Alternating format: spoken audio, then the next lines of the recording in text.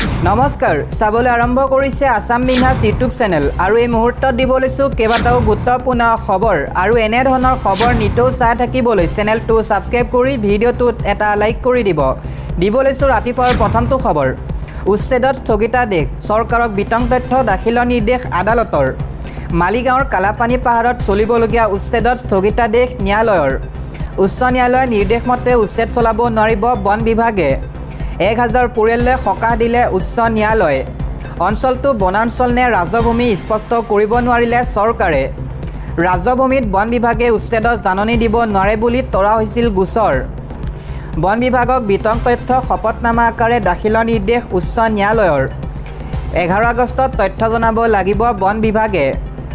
11 আগষ্টলৈ স্থিতাৱস্থা বাহাল ৰখা নিৰ্দেশ দিলে উচ্চ ন্যায়ালয় আন এটা খবৰ একত্ৰিত হল হিন্দু আৰু মুছলমান 7 দিনৰ সময়সীমা বান্ধি দিলে সন্দেহজনক নাগৰিকৰ বিৰুদ্ধে এবাৰ একত্ৰিত হল ৰাজ্যৰ হিন্দু আৰু মুছলমান বেদখলকাৰীক বান্ধি দিলে 7 দিনৰ সময়সীমা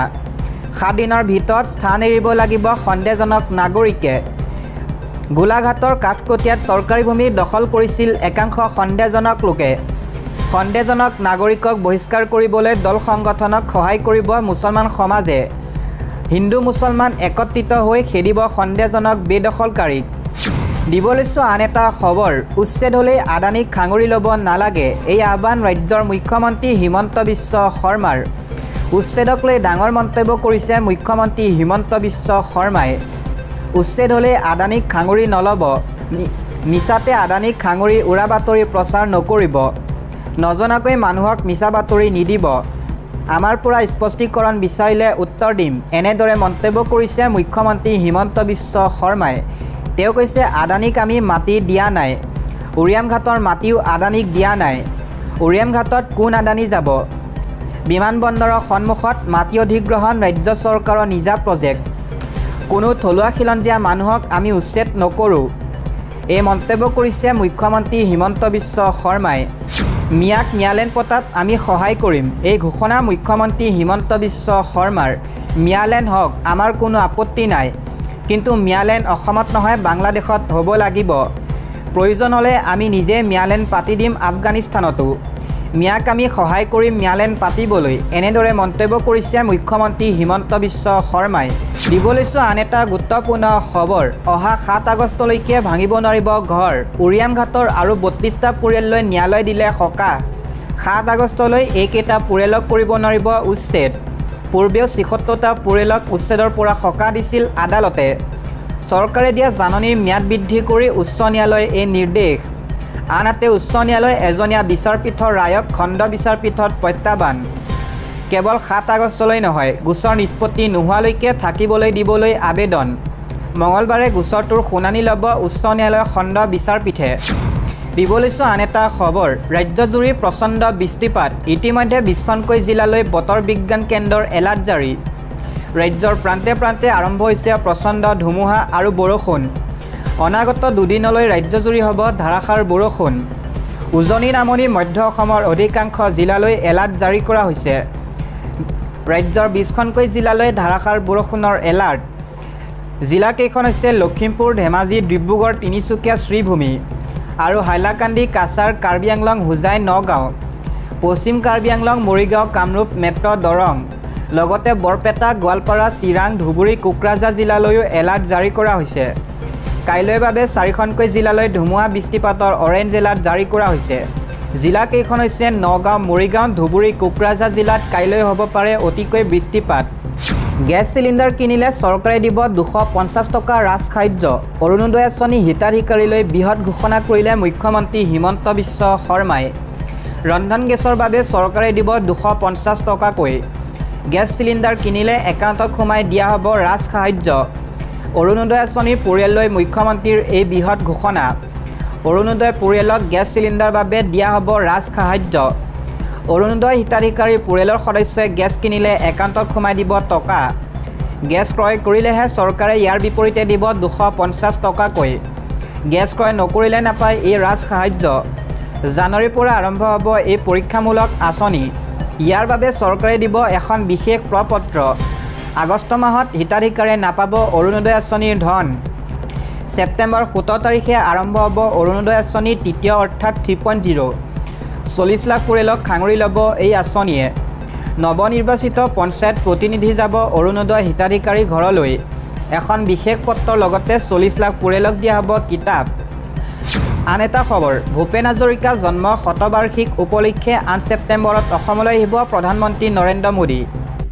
ভূপেন হাজৰিকাৰ বছৰজোৰা জন্ম শতবাৰ্ষিকী উদযাপনৰ শুভাৰম্ভণিৰ বাবে অহা 8 ছেপ্টেম্বৰত অসমলৈ আহিব দেশৰ প্ৰধানমন্ত্ৰী নৰেন্দ্ৰ মোদী শুকুৰবাৰে এই কথা সদৰি কৰে মুখ্যমন্ত্ৰী হিমন্ত বিশ্ব শৰ্মাই জানিব পৰা মতে প্ৰধানমন্ত্ৰীগৰাকীয়ে প্ৰথমে গোলাঘাটত জিলাৰ নুমলীগড় শোধানগৰ লিমিটেড উপস্থিত হৈ 4,200 কোটি টকা ব্যয় সাপেক্ষে স্থাপন কৰা বাই ইথানল প্লাণ্টটো উদ্বোধন কৰিব ইয়াৰ পাছতে তেওঁ দৰং জিলাৰ মংগলদৈলৈ গৈ গুৱাহাটীৰ কুৰু আৰু নাৰেংগী সংযোগী ব্ৰহ্মপুত্ৰৰ ওপৰত গুৱাহাটীৰ ৰিং ৰোড উন্মোচন কৰাৰ লগতে মংগলদৈ চিকিৎসা মহাবিদ্যালয় আধাৰশিলা স্থাপন কৰিব সন্ধিয়া তেওঁ গুৱাহাটীত উপস্থিত হৈ ডক্টৰ ভূপেন হাজৰিকাৰ জন্ম শতবাৰ্ষিকী উদযাপনৰ শুভাৰম্ভ কৰিব বুলিও শৰ্মাই জানিবলৈ দিয়ে ইফালে কেন্দ্ৰীয় গৃহমন্ত্ৰী অমিত শ্বাহে অহা 29 আগষ্টত গুৱাহাটীত নতুনকৈ নিৰ্মাণ কৰা ৰাজভৱন উদ্বোধন কৰিবলৈ অসমলৈ অহাৰ কথা দিবলৈছো এটা ৰাজনীতিৰ প্ৰেক্ষাপটৰ খবৰ অহা 9 ছেপ্টেম্বৰত অনুষ্ঠিত হ'ব উপৰাষ্ট্ৰপতি নিৰ্বাচন এই কথা জনালে নিৰ্বাচন আয়োগে ভাৰতীয় নিৰ্বাচন আয়োগে শুকুৰবাৰে 1 আগষ্ট 2025 তাৰিখে কয় যে উপৰাষ্ট্ৰপতি পদৰ নিৰ্বাচন 2025 চনৰ 9 ছেপ্টেম্বৰত হ'ব আৰু সেই দিনাই ভোট গণনা হ'ব তদুপৰি 7 আগষ্টত নিৰ্বাচনৰ বিষয় অৱগত কৰা হ'ব আৰু মনোনয়ন পত্ৰ দাখিলৰ অন্তিম তাৰিখ 21 আগষ্টত হ'ব 2025 চনৰ 22 জুলাই বৰ্তমান উপৰাষ্ট্ৰপতি জগদীপ ধনখৰে পদত্যাগ কৰাৰ পাছতে উপৰাষ্ট্ৰপতি পদ খালী হৈ পৰে ইচিআই বৃহস্পতিবাৰে 31 জুলাই 2025 উপৰাষ্ট্ৰপতি নিৰ্বাচনৰ বাবে নিৰ্বাচনী কলেজৰ তালিকা চূড়ান্ত কৰা বুলি জানিবলৈ দিয়ে উপৰাষ্ট্ৰপতি নিৰ্বাচনৰ বাবে নিৰ্বাচনী কলেজত ৰাজ্যসভাৰ 233 জন নিৰ্বাচিত সদস্য 12 গৰাকী ৰাজ্যসভাৰ মনোনীত সদস্য আৰু 543 জন লোকসভাৰ সদস্য আছে ৰাজ্যসভাত 5টা আৰু লোকসভাত এটা পদ খালী হোৱাৰ ফলত নিৰ্বাচনী কলেজৰ কাৰ্যকৰী শক্তি 782টা হ'ল ভোটগ্ৰহণ সংসদে যোৱা সপ্তাহত ৰাজ্যসভাৰ সচিব প্ৰধান পিচিক নিযুক্তি দিব উপৰাষ্ট্ৰপতি নিৰ্বাচন অনুষ্ঠিত কৰা প্ৰক্ৰিয়া আৰম্ভ কৰিছিল ইয়াৰ উপৰি ৰাজ্যসভাৰ সচিবালয়ৰ যুটীয়া সম্পাদক গৰিমা জৈন আৰু ৰাজ্যসভা সচিবালয়ৰ সঞ্চালক বিজয় কুমাৰক নিৰ্বাচনৰ সহকাৰী ৰিটাৰ্নিং বিষয়া হিচাপে নিযুক্তি দিছে দিবলৈছো আন এটা ৰাজনৈতিক প্ৰেক্ষাপটৰ খবৰ জাতীয় দলৰ সম্পাদক প্ৰণৱ চেতিয়াক গ্ৰেপ্তাৰ সন্দৰ্ভত সাংসদ অজিত কুমাৰ ভূঞাৰ প্ৰতিক্ৰিয়া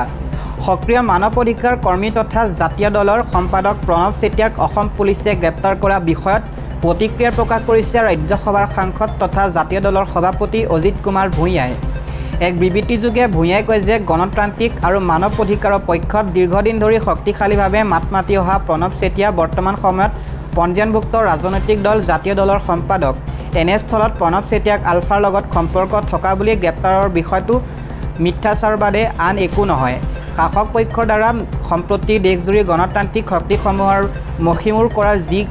কাৰসাজি চলি আছে তাৰেই ভুক্তভোগী হৈছে প্ৰণৱ চেতিয়া বিভিন্ন গণতান্ত্ৰিক আন্দোলনৰ প্ৰথম শাৰীত থিয় হৈ মাত মাতি অহা প্ৰণৱ চেতিয়াৰ গ্ৰেপ্তাৰ সম্পূৰ্ণ অগণতান্ত্ৰিক আৰু দমনমূলক ৰাজ্যসভাৰ তথা জাতীয় দলৰ সভাপতি অজিত কুমাৰ ভূঞাই এই গ্ৰেপ্তাৰ বিৰোধিতা কৰাৰ লগতে শীঘ্ৰে প্ৰণৱ চেতিয়াক মুকলি কৰি দিয়াৰ আহ্বান জনাইছে